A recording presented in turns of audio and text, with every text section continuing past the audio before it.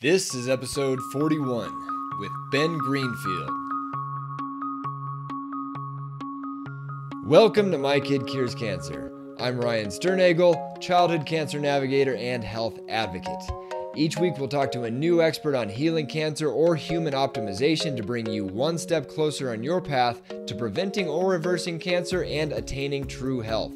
Thanks for spending some time with us today. Now let's dive into this life-saving information you're not going to hear about in the hospital. How would one of the world's most well-known biohackers biohack his way out of cancer? We are about to find out with Ben Greenfield, who is a biohacker, human body and brain performance coach, ex-bodybuilder, Ironman triathlete, professional Spartan athlete, anti-aging consultant, and speaker and author of New York Times bestseller, Beyond Training, Mastering Endurance, Health, and Life.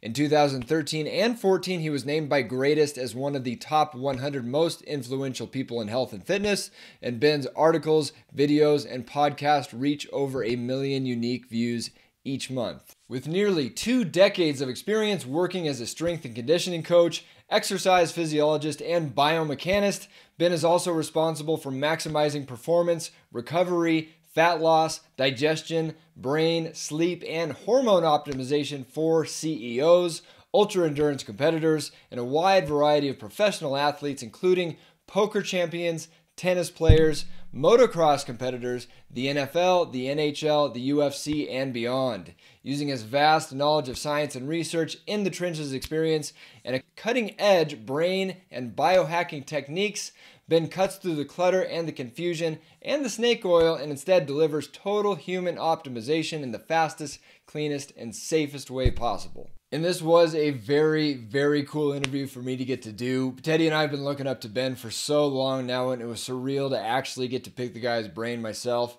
And this certainly isn't the first time you guys have heard me make a statement about a guest on the show similar to this, but it usually has to do with somebody that we started getting information from after Ryder was diagnosed, whereas Ben was one of the first guys we started getting health and fitness information from, period. I started following him originally for better triathlon performance, but as you'll see in this interview, if you're not already familiar with him, the type of information he covers goes far beyond training into all aspects of how the human body is ideally supposed to function, and the mind and the soul for that matter, and this quickly bleeds into disease prevention and reversal, and really just through following him. Originally, just to shave a few minutes off my triathlon times, I'd say more than anything else, this really turned my mind onto just all the possibilities of what is possible with the human body. So when my own son was diagnosed with cancer, we were able to really hit the ground running in our research. So again, very cool stuff to be getting to tell you about what you're about to hear in this interview, such as the best explanation I have heard to date on exactly why it is so important that you want to minimize as much as humanly possible your family's exposure to non-native EMFs, electromagnetic fields.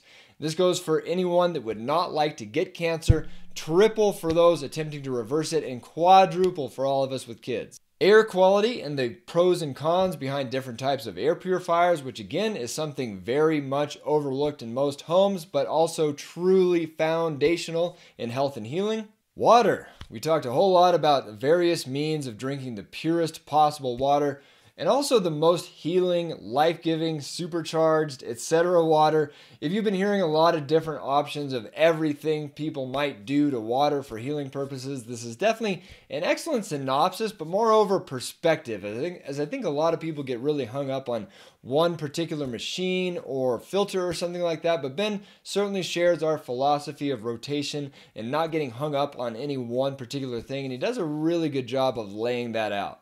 And also pertaining to water, a term I had actually not heard before this interview, which doesn't happen all that often these days, and that was deuterium, which is, as it turns out, is an isotope of hydrogen.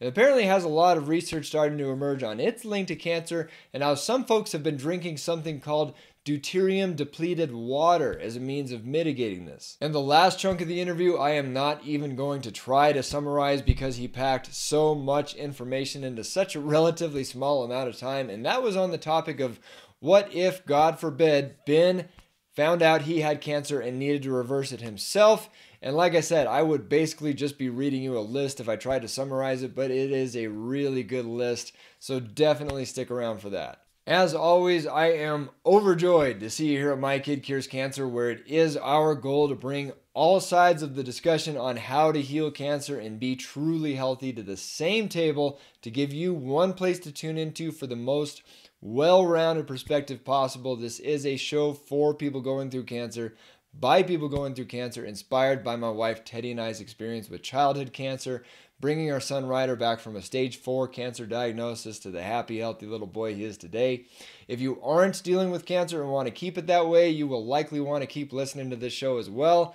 We will get to Ben in just a minute, but before we do, I do need to let you know that the information you hear on this show is for informational purposes only and is not intended to be a substitute for medical advice, diagnosis, or treatment. And since we talked so much about so many things that we're passionate about ourselves, between air and water quality to EMF avoidance, I wanted to make sure you knew about the What We Use tab at mykidcurescancer.com. And that is literally like it sounds, pretty much everything we use to live the healthiest, most anti-cancer lives possible for our whole family. We've got sections in there for basically everything from supplements to topical products to all the devices we like to use, like our infrared sauna, and everything we use to make our home a non-toxic, healing safe haven. And this is basically a result of the past 3.5 years of research, making sure that everything that goes into or comes into contact with our sun that we have control over whatsoever is the best possible thing to ensure that cancer is firmly in his rearview mirror. And this is a living document based on our continuing research and everything we learned from interviewing all of these incredible guests. At the time we recorded this interview, for instance, I was really interested in the molecule air purifier. We discussed it on the show, but I had a couple reservations about it that have since been resolved. And we literally just bought this thing and got it delivered yesterday. And as such, you can expect to see a video all about it and why we got it and what we like about using it very soon. And that will be linked in the What We Use page. And on that note, you can get $75 off a molecule air purifier of your very own simply for using the link that you find on that page. Which brings me to my last point, that when you use the links and the discount codes that you see on the What We Use section of mykidcurescancer.com, not only are you saving yourself a ton of research time and possibly money, and I can assure you everything on that page comes with a whole ton of research behind it by yours truly, but also you are directly supporting us in our mission to spread this information to those that need it by buying the types of products that you already were going to buy.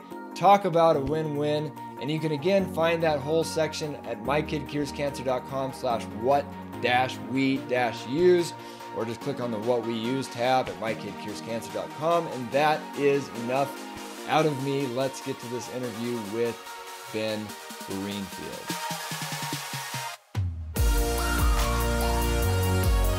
Welcome back, everyone, to My Kid Cures Cancer. We have with us Ben Greenfield. Ben, how you doing? Thanks for coming on. Hey, I'm good. Happy holidays.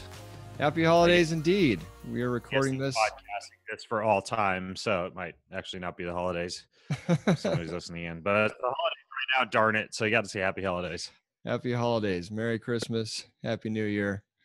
All that good stuff. And yeah, I'm actually, we've actually taken a little holiday break on putting out new episodes. I'm sure you've, this is our first, I guess you could call it our first season that we just wrapped up on the podcast. And it's been great because we got a whole lot of, we've taken My Kid Cures Cancer to places that I never thought it would go just from having the podcast. So it's been really neat. But the podcast is a lot of work, as I'm sure you know. And there's a whole lot else we want to do. So it's been nice not putting out an episode for a couple of weeks and having to edit and promote and all that stuff. So I'm sure you can sympathize. Well, the best advice I can give you for that is don't do things that you don't want to do. If you don't find joy in podcasting and don't leap out of bed just wanting to rush into it every day, That doesn't mean don't podcast. It probably means there are elements of it that you don't need to be doing. Like a lot of times you can outsource everything from the audio editing to transcriptions to posting. Like that's kind of like, I love to talk to people. I love to interview. I love to pick people's brains. But what I don't like to do is like, hunt down all the links to all the things that they talked about, or fix the part where their dog comes into the room freaking out or their phone rings. So, I hire people to do that. And then all of a sudden that thing that doesn't seem so joyful becomes more joyful. And then there are those other things that I just can't seem to find joy in, period, like mowing my lawn. I can't figure out a way to make that one pleasant. I just don't enjoy any aspects of it. The mowing, the picking up of the grass clippings, the starting up the lawnmower, the care of the lawnmower. So I just completely outsource that one. But it's one of those deals where I think as long as you find passion in a certain project, you can usually pick out the things that you might not be passionate about related to that project and just kind of outsource them. Yep. That's certainly what we're working on. I'm surprised you don't have a lawn mowing robot or something. I would think something like that exists that Ben Greenfield has, but I guess we're not there yet. No, I think they make like a fence that you can put up around the home that allows some kind of very similar to that robo vacuum cleaner to stay within bounds. One of the things that I judge everything that I kind of, every habit that I put into place in my life by when it comes to automation like that, though, is related to electromagnetic fields. And if a device generates what's called a non-native electromagnetic field, meaning something that specifically affects the calcium channels on the cellular level, the ability of nutrients and metabolites to go in and out of cells, I tend to eschew its use. And so there's a variety of, as a self-professed biohacker, I get a lot of devices sent to me, a lot for me to try. And one of my instant criteria is, does it have Wi-Fi? And if so, can the Wi-Fi be disabled? Does it have Bluetooth? And if so, can the Bluetooth be disabled? And then finally, if you test something, and this sounds like tinfoil hat type of stuff, but it's really not. There's a lot of good research behind this. If you test something with an acoustometer or any other radio frequency device, does it produce a large amount of EMF? And there are some very good guides out there on the amount of EMF that's considered to be appropriate versus excessive, EMF, radiation, et cetera. And if it produces a lot of EMF, it's typically not something that I'd use. So I'd have to figure out a way to hunt down one of those lawn mowing setups that are automated and test it with some kind of a meter and see if it is indeed something that I feel comfortable having around my kids and my pets, et cetera. And if so, I could see myself having a robo lawnmower. So thanks for the idea, Ryan. I'll make that a pet project at some point. One more thing to track down. Yeah. No, we're literally in the process of building a house right now, and it's funny because there's the whole green building movement, but what kind of green are you talking about? And a lot of LEED platinum certified buildings are terrible for human health, just in terms of EMFs and the toxins and the and VOCs and all that stuff. Everything, even freaking, like light dimmers, right? Those have to transfer. I forget it's AC, DC, or DC to AC, but regardless, they flicker thousands of times, like per second.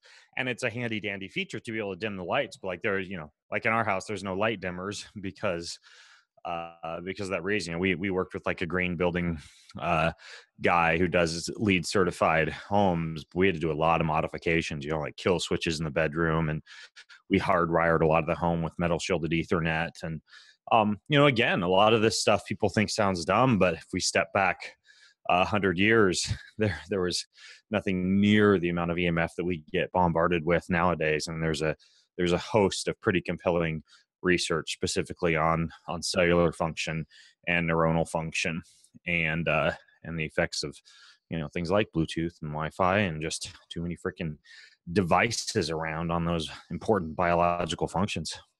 Too many devices. Yeah, it's too bad. It's no fun. We can't wear our Apple Watches. No. No, yeah, and everyone, we work with people going through cancer, and sometimes I'll see an Apple Watch on their wrist, and they'll get a little scolding from me. Um, yeah, it's too bad. I actually found out about a new air filter that I had my eyes on, and I just found out I didn't realize it was a smart air filter, and it's got Wi-Fi and Bluetooth and all that. And one of the people I'm working with wrote in to them asking if they'd tested, what happens if you turn the Wi-Fi and the Bluetooth off? Is it still putting stuff out? And they got kind of a non-answer. So now I'm bummed because I don't want to buy the thing. And It wasn't the molecule, was it? it was the molecule, yes. The reason I ask is that they're, well, they're obviously aren't going to be a sponsor of your podcast. Well, they might be if I get a straight answer they're, on EMFs. Yeah. yeah. Okay. So you didn't get a straight answer. I was going to say that surprised me because I do know that is a smart device. It's like 1,000 times more sensitive than a HEPA air filter. It's an impressive device that they've got some pretty compelling data on when it comes to relief from things like asthma and allergies and folks who have them in their home. And I know that will automatically measure, or not automatically measure, automatically change its filtration capacity based on the size of the room that it's placed in. But I do believe the ability of it to be able to talk to a phone can be disabled. So I'm not sure how big of an issue something like that would be or not. But it's interesting. I actually have a variety of different filters and devices in my home that have built up over the past 2 years since I originally I guess it's been 3 years since I moved into my home and kind of outfitted it with a lot of these things that are more friendly to natural human biology. And so I actually have what's called a building biologist visiting my home next month to do an audit, because I'd like to go through a few things I've added, like I added solar paneling, for example, to the roof, and that requires an inverter to transfer that into usable power, and there are little things like that I just want to kind of get looked at and adjusted, because this is the home I plan on living in the rest of my life. This is the home I'm raising my children in. Children have thinner skulls, rapidly dividing neurons, a host of things going on inside their bodies that definitely make me want to stay pretty cognizant of some of this stuff. So yeah, it's that back to the old tinfoil hat wearing. Yeah, we're I'm talking to a building biologist myself, just in trying to build this house, make sure we're doing everything right, and we're doing it on a shoestring budget, and don't have a lot of money to spend on all the stuff that I would want, but just in terms of making sure it's not going to get moldy, making sure there's no VOCs floating around, making sure the electrical emissions and all that are kept under wraps. I think we're gonna solve those goals. So yeah, it should be a lot cool. of this is related to the title of your podcast, right? My kid cures cancer. When you look at specifically the gated calcium channels that a lot of these electromagnetic fields can affect, in addition to cell membranes, anytime we look at a cell membrane that isn't operating properly, we see a propensity for that cell to go deeper into glycolysis, right? Deeper into metabolism that creates not natural water and electrons and ATP as a byproduct of cellular metabolism, which is normally what should happen, right? Like our cells should primarily burn fatty acids as a fuel, some ketones, through a process called beta oxidation, and also the what's known as the Krebs cycle, and should only under times of stress produce large amounts of what's called pyruvate that would get converted into lactate or lactic acid and create a net acidic state within a cell. Where like that's a normal cellular function when you're running on a treadmill or getting chased by a lion, not a normal cellular function to be in all day long.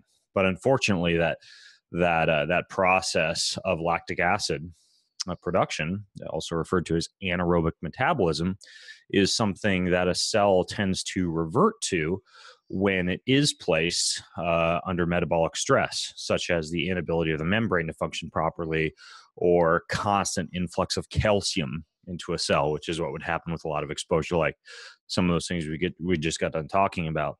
And you look at things that you've no doubt talked about in the podcast, books like Tripping Over the Truth, The Metabolic Theory of Cancer, and those are based on this idea that cells that are constantly in a state where they're producing lactic acid, body that's in a state of consistent what's called metabolic acidosis is actually at a higher risk of those cells engaging in, for example, undifferentiated cell growth or tumor formation, especially if the proper genetic trigger exists for that to actually happen. So this stuff is very relevant to chronic disease and cancer.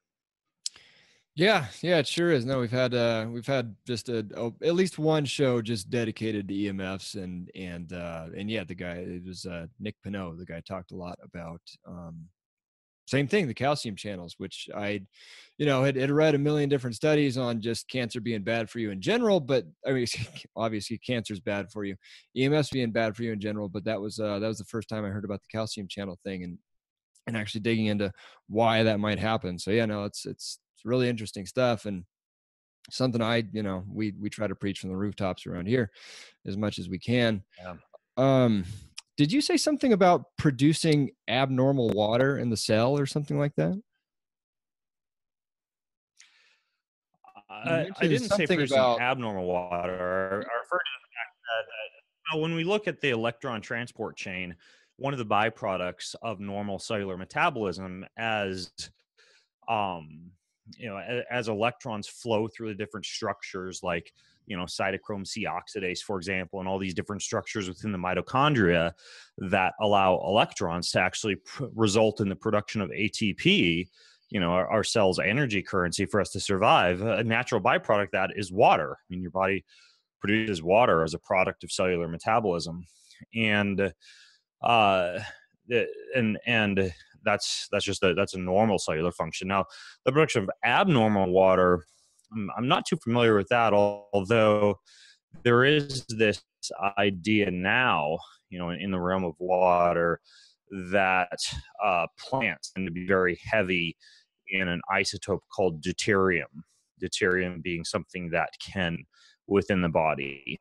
And so this is referred to as deuterium heavy water or deuterium heavy cell when large amounts of this isotope deuterium are present within the body.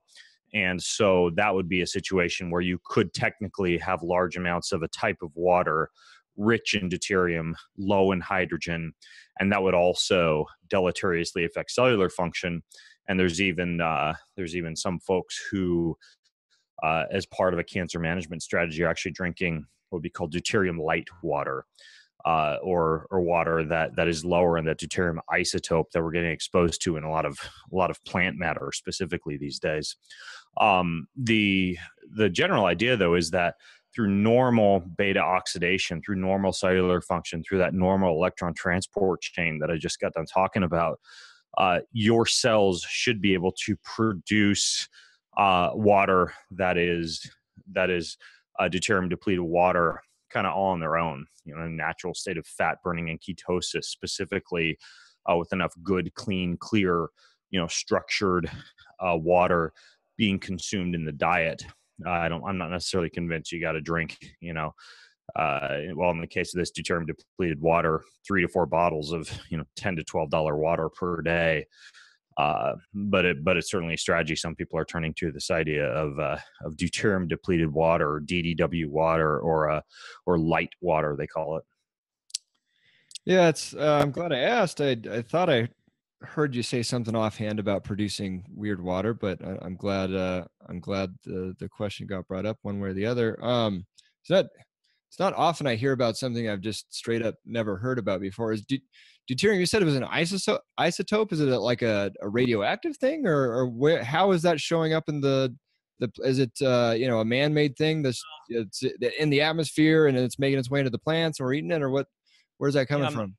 Definitely not an expert on deuterium, but it's a heavier, if we were to look at it on a periodic table, I believe it's heavier, far heavier than hydrogen, but has the capability to displace hydrogen. inside the body. I suppose it would be, deuterium would be to hydrogen what like chlorine is to iodine, right? Like we need certain amounts of iodine in the body for normal cellular function. And when we're exposed to large amounts of chlorine from municipal water supplies or, swimming in heavily chlorinated pools, for example, the chlorine tends to displace iodine from thyroid tissue. And so we see we see thyroid dysfunction in people with large amounts of chlorine exposure. Same thing would be with deuterium, which from what I understand builds up in plants due to the presence of glyphosate, herbicides, pesticides, et cetera. A lot of the things that even organic agriculture is getting exposed to in our day and age. I believe that's that combined with mineral depletion that would be the two primary things that would cause plants to become deuterium rich or too heavy in deuterium, too low in hydrogen. And then we as humans consume that and wind up with deuterium rich water in our bodies, displacing hydrogen and affecting normal cellular function. I actually plan on at some point in my podcast, hopefully in early 2018, getting someone on to talk a little bit more about deuterium depleted water, how plants build up deuterium, et cetera. So it's something I'm kind of in the process I'm looking into right now. But, if you look at guys like Eric Remsenberger, who I've had on my podcast a couple of times to talk about his own quest to cure cancer, and you look at his website, which also goes by the same name, questtocurecancer.com, he's brought up deuterium depleted water as a strategy he's using. Dr. Thomas Cowan, who I've had on my website to discuss cardiovascular disease, who is he talks quite a bit about the effects of water and hydration, and specifically the type of water that one drinks on propensity for cardiovascular disease. He's also a guy who's kind of heavily into looking into deuterium depleted water for management of cardiovascular issues. So it's certainly something that some folks are looking into, and I think it's something we'll see talk a little bit more about in health circles. Again, as we continue to kind of fight an uphill battle against things like plants getting sprayed, EMFs, a lot of these things we fight an uphill battle against. So in that case, what's your thoughts on hydrogen rich water then from the ionizers and whatnot? Yeah, I mean, well, based on that concept, right? Like hydrogen-rich water would be the complete opposite of deuterium-heavy water, right? It would introduce a more energizing form of water into the body, with the idea being that technically it would create small amounts of free radicals when consuming hydrogen-rich water. I believe one of the things that you're going after is a larger amount of endogenous antioxidant production in response to consumption of hydrogen-rich water. I haven't used it a lot. A lot of times I'll use my body as an N=1, experiment with it, see how I look, feel, and perform on something like hydrogen-rich water. I do, speak of the devil, though, have a bunch of these hydrogen tablets that one would dissolve in water to affect everything from building up more of a net alkalotic state within the body to allowing the body to produce more of its own endogenous antioxidants. And I'm planning on giving those a fair shake, a fair trial at some point in the next few weeks. Dropping those tablets. Typically, they'll drop 2 or 3 tablets into a glass of room temperature water, let it dissolve, drink it. And a lot of people are coming out now with even hydrogen rich water generating machines. So I think the guy who's possibly at the forefront of that research is Tyler LeBaron of the Molecular Hydrogen Foundation, I think is his website. He's got some great videos on there and talks quite a bit about hydrogen rich water and the host of benefits that they've seen on it for everything from athletic performance to cancer. So it is certainly something that is something to be cognizant of. One thing is, though, I always raise an eyebrow when somebody says you got to use an expensive machine or drink something super expensive. While I do agree that sometimes it takes an unnatural end to fight against an unnatural means, right? Like, for example, one of the only supplements that my children take is a supplement called Lignite, made by a company called Restore. And it essentially, the best way I can explain it is it coats the lining of the stomach and reduces the ability of glyphosate specifically to poke holes in the lining of the gut wall, that single cell layer. Now, Did our ancestors drink a bunch of lignite before they ate a meal? Probably not. You know, do I have some alternative to this $20 to $30 bottle of supplement liquid that's in the refrigerator that my kids now have to take? Well, in an era where glyphosate, thanks to Monsanto, is getting, you know, blown around, even in the organic produce, even in our 8 raised garden veg where we grow most of our own fruits and vegetables, you know, we've also got farms up the street, right, where a lot of this stuff is getting sprayed. So at this point, it's kind of like, well, that's an unnatural means that we kind of have to use to basically, you know, go after achieving or battling this unnatural end that we're getting exposed to. So, you know, same thing with something like hydrogen rich water. It's like, well, if my body's constantly in a net acidotic state from all the Wi-Fi signals and the Bluetooth and, you know, flying on the airplanes and, you know, living in a modern post-industrial area, and it's going to take adding extra hydrogen to my water to keep my body functioning and well, so I can be around to see my grandkids hit a home run and, you know, feel good into old age, then, well, I'll probably do it. So, you know, it's one of those things where I always ask, you know, how necessary it is, and if it's helping me, you know, kind of fight that battle against some of the modern day assailants that we have. And I also always look for some kind of a natural alternative, right? Like structuring water, for example.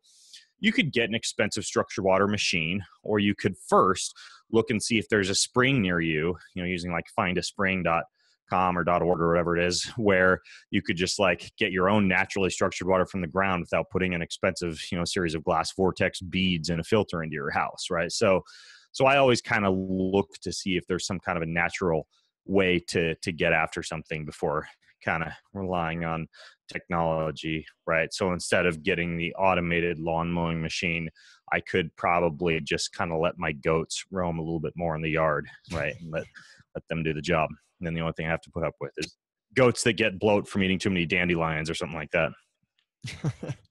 So now I got to ask. And there we went from hydrogen to bloated goats. Bloated goats. Yeah. Well, we're planning on having a couple of those up at the new house as well, and a greenhouse. So yeah, should be pretty cool.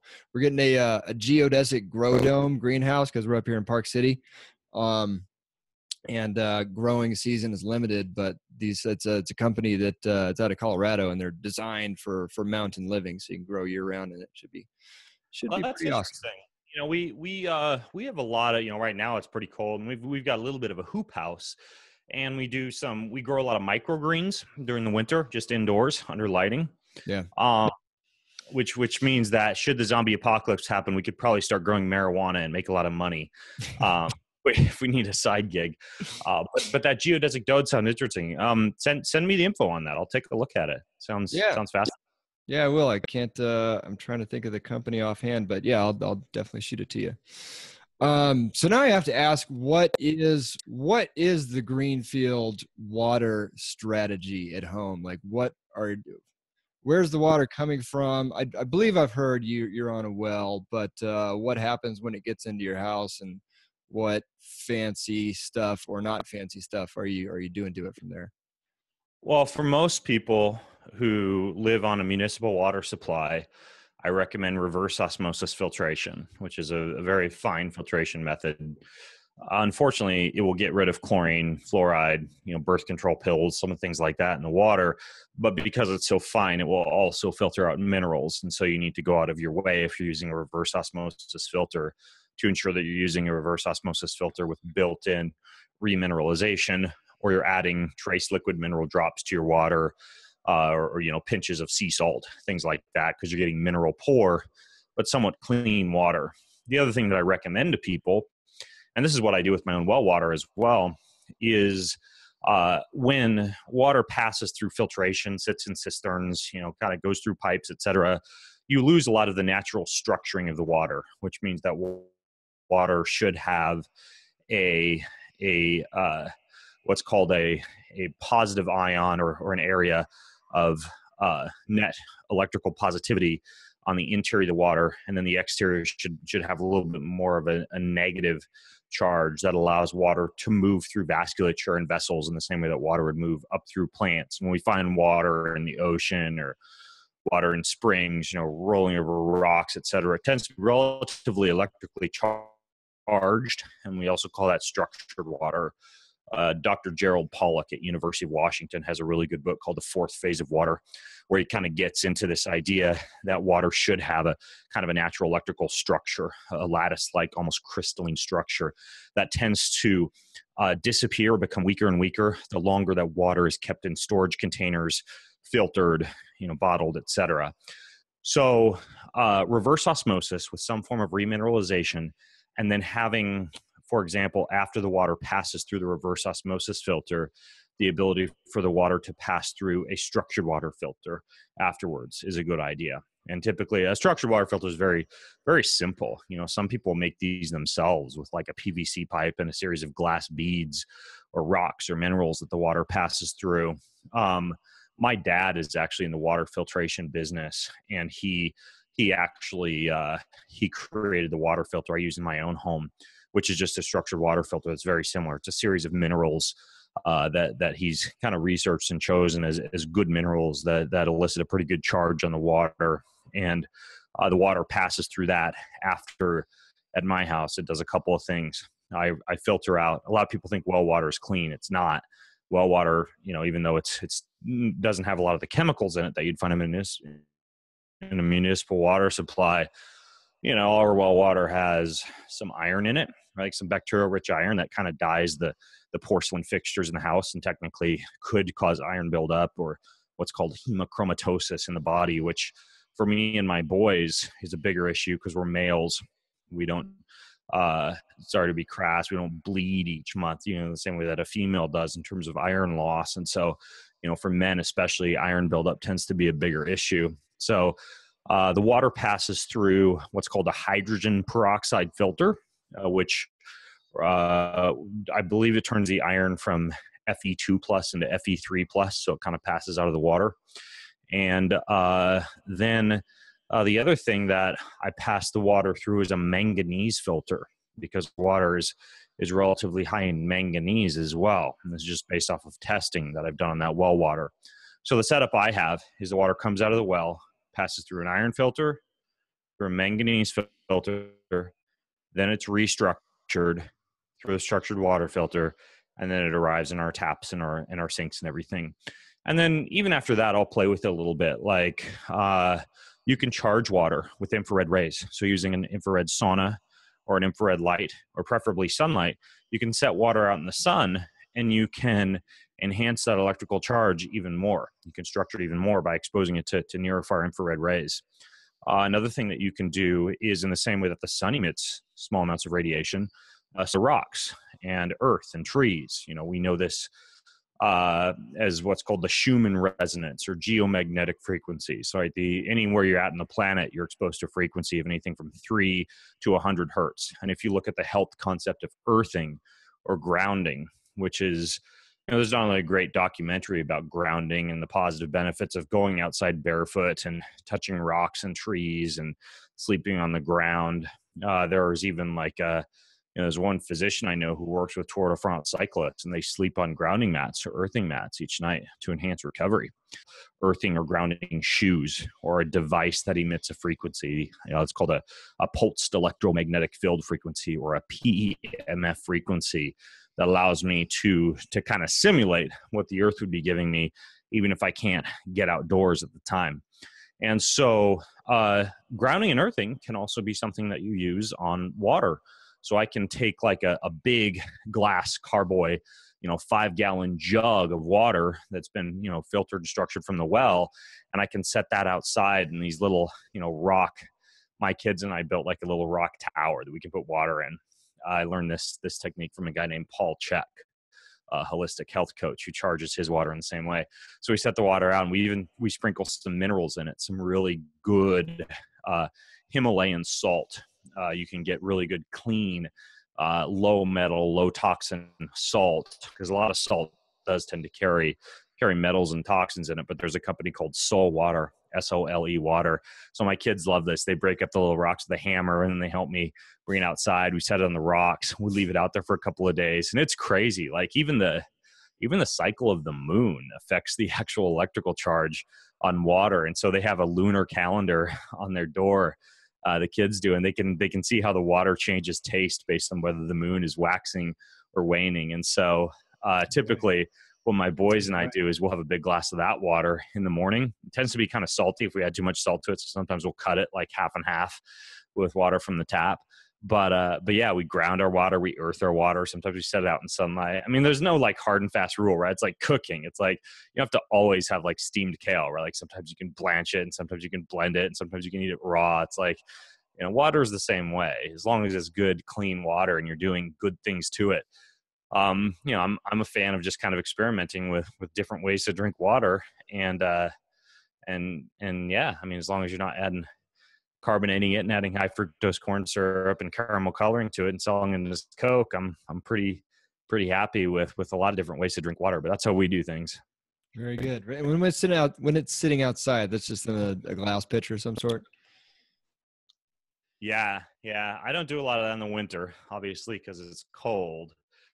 I do have one of these biomats, right? These devices that you can plug in that actually have like they're lined with crystals that generate a little bit of these negative ions that help the body to maintain its normal membrane charge across cells. And then it also produces light in the infrared spectrum. And I sleep on that sometimes. It's actually, they even market that as a device that can be used for cancer using what's called hyperthermia. They've done some very interesting Korean research on hyperthermia in cancer. And a lot of folks who are managing cancer, they'll have one of these biomats. But I was thinking about like kind of dragging. We one for the kids and one for the dog and one for me. I was thinking of maybe taking one for the dog and bringing it out there to that water charging station, kind of charging the water even in the winter by keeping it warm out there and seeing if super duper cold water on the top getting charged on the bottom by the biomat has an interesting taste as well. But that would be, I look on that again the same way as I would look on like cooking a new recipe and just kind of seeing what happens. Gonna have to grab Ryder's biomat and throw some water on it. Yeah. Man, I started listening to you 4+ years ago for triathlon and that sort of thing advice. And yeah, it's just getting into it. All of a sudden I'm learning about biophysics and biochemistry and physics and all that good stuff. And I love what you've done with the show and your knowledge base, and that it certainly really comes through. So on that note, I want to be sure to ask you just your thoughts on cancer in specific, and we've obviously touched on it a few times already in the conversation, which has been very enlightening. But I don't know. I suppose, like, what is your thoughts, or what would you be looking to do if you were, say, consulting with someone you cared about that was healthy, there wasn't any obvious, like they're eating McDonald's and drinking Cokes and all that every day. Like they live a relatively healthy life and that sort of thing. What sort of stuff would you be looking to investigate or change or optimize, that sort of thing, if you were dealing with cancer yourself? I think basically, if I could sum up what you just asked, is if I got cancer, what would I do? Yeah, I suppose. Yeah, I mean, well, obviously, we've talked a little bit about preventive strategies, right? Being cognizant of air, light, water, electricity, and of course, food and movement strategies fall into that as well, because the more you move and the more you restrict what would be called glycemic variability, right? Like large fluctuations in blood sugar each day that would cause the cell to potentially go into that state of more lactic acidosis, right? And so if you're controlling that with both movement and also dietary strategies that restrict glycemic variability or blood glucose fluctuations, those are all things when paired with air, light, water, and electricity that I would consider to be pretty potent preventive strategies. And that along with walking that fine line of allowing for some amount of anabolism to occur. And there's actually a really great book about this, about the life of Dr. Ravici. It's called The Doctor Who Cures Cancer. And, you know, he does quite a bit in terms of the medications that he develops. And he lives in Mexico City, or lived in Mexico City. I believe he's passed, but did a great deal of his treatments and medications that he created were based on this fluctuation between anabolism and catabolism, and also maintenance of an alkalytic state within the body that wasn't too alkalytic. Because, you know, I've known women they've gotten these countertop water machines for their family and put them on like full on alkalizing, you know, at 9.0 or 10.0, Yeah. and their kids have started to have seizures after a few weeks of drinking this water. Because, you know, the trick is not to put the body in as alkalinic a state as possible by eating kales and lemons and alkalinic water all day and never eating meat or dairy. The trick is to find a balance. And a lot of these alkaline foods tend to be somewhat catabolic. Some of the acidic foods tend to be somewhat anabolic. And so it's a fine line between like eating enough steak and, you know, goat milk and colostrum and, you know, some of these more anabolic foods that would put the cell in a state of repair and recovery without overdoing it to the point where you become acidic or you become so anabolic that you get, you know, undifferentiated cell growth. So that being said, you know, I'm careful from a dietary standpoint to do things like intermittent fasting and periods of time where I've got some meat and dairy restriction, periods of time where I'm being cognizant of not being in a consistent anabolic state. If I were to actually get cancer, probably some of the more well-proven strategies that I would certainly delve into right away, one would certainly be ketosis. And while I currently engage in what would be called I say engage in, that makes eating sound so boring. Like, I'm a foodie, but I'm careful with the meals that I eat, to where if it's going to be my wife's fantastic manicotti or sweet potato fries or red wine or dark chocolate, I only really have what I would call a carbohydrate feed once a day at the very end of the day, in a post-workout scenario where all of those carbs and sugar basically are going to be primarily partitioned into muscle and liver glycogen to fuel my next day's activity, right? And so the whole rest of the day, I'm in ketosis. And after that evening carbohydrate kind of like bolus of food, I intermittent fast, and I'll fast for 12 to 14 hours after that meal.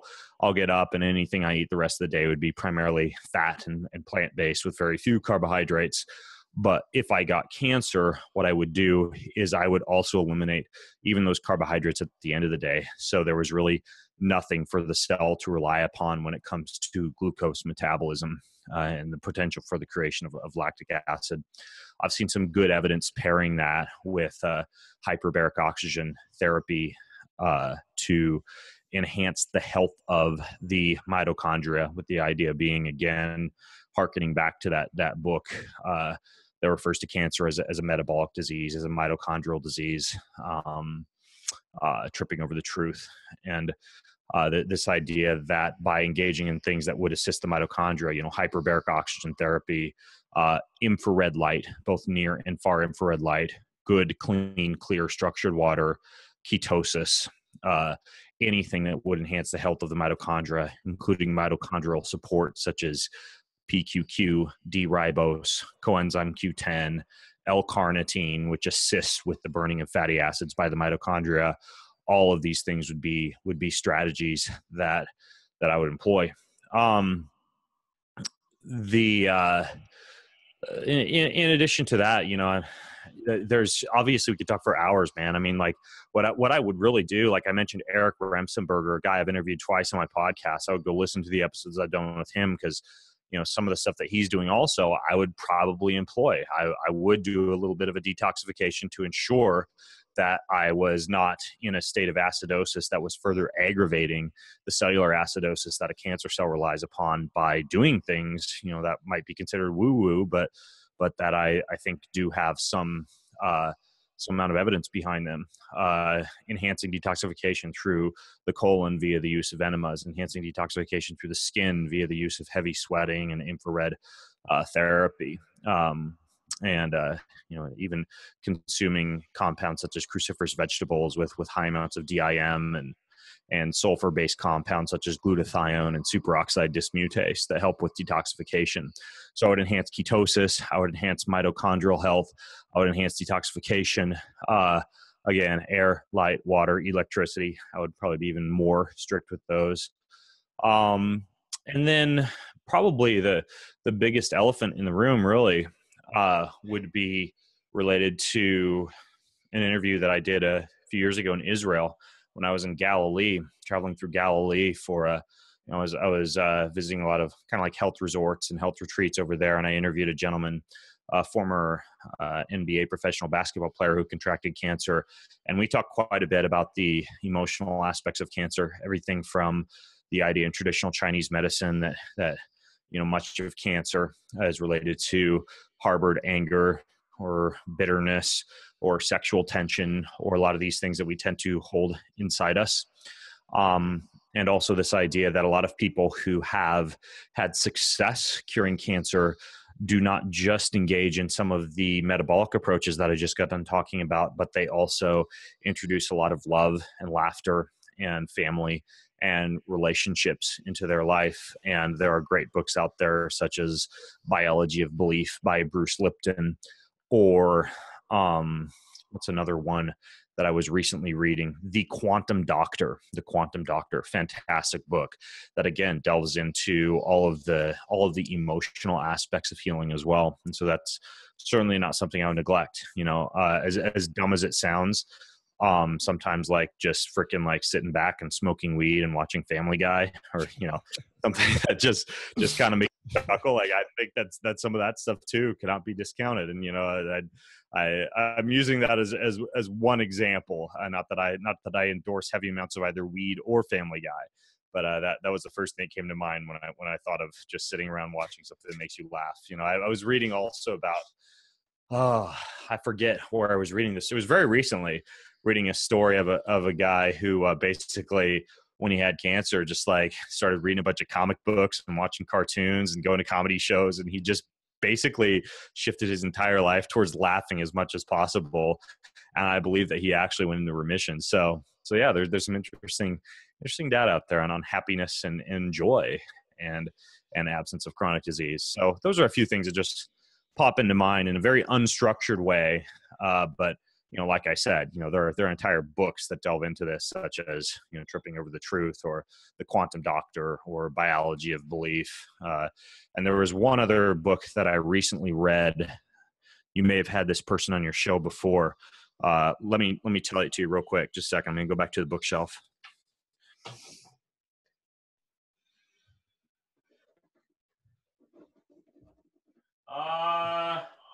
It might be. See, I keep all the books. Oh, this one. Here we go. This one, Natasha Winters, The Metabolic Approach to Cancer. That's really good book. Honestly, if I were to recommend one book, she also, the person who wrote the foreword, wrote a book called Radical Remission.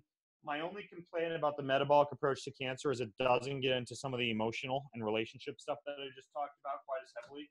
But I would say even more than Tripping Over the Truth, it's the best recent book I've read in terms of book where I'd say, okay, if I got cancer, I just take this book and do what it says. Like that's kind of my take on that. Yeah, Naisha is a friend, and we've had her on the show, and yeah, no, I love how just up for like what is it? I think it's like right in front of the book, she has that huge questionnaire that as you go through just all the different potential areas of concern. And, you might want to be focusing on this area versus that area more, that sort of thing. So now I thought it was, I've read a lot of cancer books myself. I thought it was really well done for sure. Yeah, exactly. No, it's fantastic. So I've got a few minutes left here. If you want to delve into anything else, so I thought I'd warn you. I've got a jam-packed morning. Everybody wants to talk on podcasts these days, it seems. Yeah. Do you, I have my final two questions I always ask folks, but real quick on ketosis, sure. Do you have any thoughts on, I know that it's postulated that cancer cells can use glutamine as a backup, and it's, there's a lot of glutamine floating around in the body anyway. Do you have any thoughts? Because that's like, you know, we've had Seyfried on the show and Christofferson on the show and all that, and they've all kind of mentioned, yeah, it can use glutamine too, but I've never heard too many like solutions to that aspect of it. I was wondering if you've heard anything there. Yeah, you mean that glutamine can be harnessed from proteins in the body, and gluconeogenesis can serve as a source for anaerobic metabolism in the same way that glucose might? Yes. Yeah, there's a higher metabolic cost to that in terms of the actual amount of ATP produced by something like glutamine or gluconeogenesis, just because you're starting from a less readily available source than just pure, you know, glucose from blood sugar. So I would suspect that it's not going to happen at quite as fast a rate as pure glucose. The cell will desire something to produce ATP, however. And two things that come to mind are, number one, with adequate ketones, I would suspect, and this is all just pure hypotheses, that the body would shift towards ATP production via the use of ketones if they're present in adequate quantities at a rate that might surpass the acidity created by the burning of L-glutamine. The other thing I would consider would be the introduction of a very low glycemic index compound that could also be burnt by the cell to produce ATP without producing as much glycolysis, and that would be something like D-ribose, for example. You know, D-ribose at like there's some very interesting data on D-ribose at 500 to 1,000 milligrams per day in terms of it serving as a very good source for ATP generation, even in the absence of glucose without blood sugar fluctuations. So that's another one that I would look into, would be D-ribose. That would kind of fall into the category of just like the PQQ and the L-carnitine and the coenzyme Q10 and some of these mitochondrial support compounds that I talked about. D-ribose would certainly fall into that category as well. Very good. Very good. Glad I asked. Yeah, I suppose I'll wrap it up with the two questions I always ask everyone. Interested to hear the first answer. If Ben, if you had to boil everything you knew down into 3 golden rules, and those golden rules would be to help you stay healthy and disease-free, or become healthy and disease-free, if that's what you needed to do, what would those rules be? It would be, man, everything I knew into 3 golden rules. That's a tough one. First one, I would say, this sounds dumb, but it's kind of like that lecture, that TED Talk, I think it is, about making your bed every day. Just kind of sets the precedence for the rest of the day. And for me, I would say take a cold shower every day. I do that every single day. The other day, I was actually moaning in the shower. My wife's like, "What's wrong?" I'm like, "I'm taking a warm shower and it feels so good." Because I just never, ever take a warm shower, because it not only does it enhance nitric oxide and blood flow and a whole host of other beneficial metabolic sequences metabolic reactions to occur, you know, in response to cold. But it's just like a way to start your day with like eating the frog, right? Like starting with the hard thing first, that kind of makes a lot of the rest of the day, you know, pale when it comes to like building your stress resilience, for example. Take a cold shower every day. And then, dude, I gotta stick to my guns and go with what I would consider to be the 2 greatest rules of life that have ever existed. And that would be the hope and the faith that is generated in one's life when you believe in a higher power, versus when you believe that we're all a bunch of pieces of flesh randomly floating through space, fighting for gold and money and life and everything else that we tend to fight over and quibble over. And so it would be to love God, and it would also be to love your neighbor as yourself. The Bible tells us that those are the 2 greatest commandments that exist, and I tend to agree. I don't tend to agree. I do agree. So take a cold shower, love God, and love your neighbor as yourself, aka do unto others as you would have them do unto you. Those are really good ones. Really good ones. Are you doing contrast showers or just straight cold? Kind of like water. I don't have hard and fast rules that I live by. Sometimes I will do contrast. Yesterday, I had my brother and a friend over, and we sat in the sauna for 30 minutes. And then we went and trudged through the snow, did some snow angels, got in the cold pool for 5 minutes, jumped in the hot tub, got back out, did some somersaults in the snow, went back in the hot tub, finished in the cold pool. And that was an hour before dinner. And I suppose, that was completely not planned out. It was like, oh, what do you want to do now? But we felt like $1 million afterwards. So yeah, just combine hot and cold. There's no special rules. Yeah. Now Ryder's getting pretty proficient with the contrast showers himself, and start the day like that myself. So good stuff. And lastly, if you just had any kind of final thought or sentiment for anyone going through cancer right now for themselves or a loved one, that would be a good way to take it out. Smile. Do not underestimate the importance of joy and happiness in your life. And that would be the number one thing that I would do that nobody can take away from you. Ben Greenfield, thanks for coming on. Do you want to let everyone know where to find all things Ben Greenfield, and anything in particular you're working on or anything like that you want to direct folks' attention to?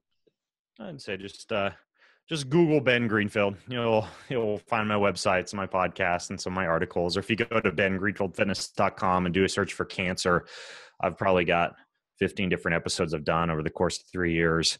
It's a topic I've delved into quite a bit, so you may find it a good compliment to Ryan's show. It's got to be bengreenfieldfitness.com, though. bengreenfield.com is some guy. I've made that mistake before.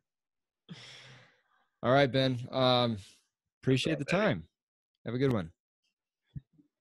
All right. Thanks, man. Talk to you later. What did you think about that? If you weren't already familiar with him, hopefully you can see why I continue to follow the guy and get a whole ton of information from him myself, as Ben clearly knows a thing or two more than just how to shave a couple minutes off your triathlon time, which he has also helped me with as well. There was a whole lot of stuff mentioned in this interview, so I especially want to hammer in here, just like with all of our guests. You can find links to everything mentioned in the show at mykidcurescancer.com/Ben-Greenfield, along with the recap article and our thoughts on how we would apply the information discussed to childhood cancer. And that's also where you can get the audio download and watch the video interview. So if you liked this episode and found it helpful, please don't keep it to yourself. Share it with a friend. You might just change their life forever. You never know what's going to be that little thing that makes all the difference in the world for people. Just like in a very real way, me listening to Ben's podcast 5 years ago led to the one you're listening to right now. Again, don't forget about that What We Use section at mykidcurescancer.com next time you're wondering about a particular supplement or what air purifier to get, or pretty much anything that has to do with living a healthy anti-cancer life that can be ordered online. We've probably got it for ourselves and it's on there. We just made a video about a non-toxic car seat that we got for our daughter Channing, for crying out loud. And on that note, if you want to be notified every time we make a new video or write-up on everything we use and strategies we employ to keep our family as healthy as possible and cancer permanently behind us, the best way to be sure you never miss any of that information is to get it on our mailing list, which you can also do right there at mykidcurescancer.com. Music was provided by TheFatRat and Tasty Network, and all production and editing was done by the lovely Teddy Sternagel, who again, as I announced last week, will have her own segment on this very show very soon, interviewing guests on the more practical implementation of all these health concepts for the whole family, especially children, while my head will remain here in the clouds geeking out on stuff like deuterium depleted water. I just hope this means I don't have to do the production and editing for her shows, although I doubt that will be the case, as I just don't think you'd ever hear them if it was. Lord willing, we will be back next week with Megan Buer talking about the very thing Ben mentioned here that needs to be discussed much more in the context of healing or preventing cancer for that matter, and that is clearing negative and harmful emotions or energies from our bodies. And I promise you that was a very good conversation, so definitely come back for that one. If you are going through cancer, please, please, please, above all else, just keep going. This is Ryan Sternagel signing out for now. God bless and Godspeed.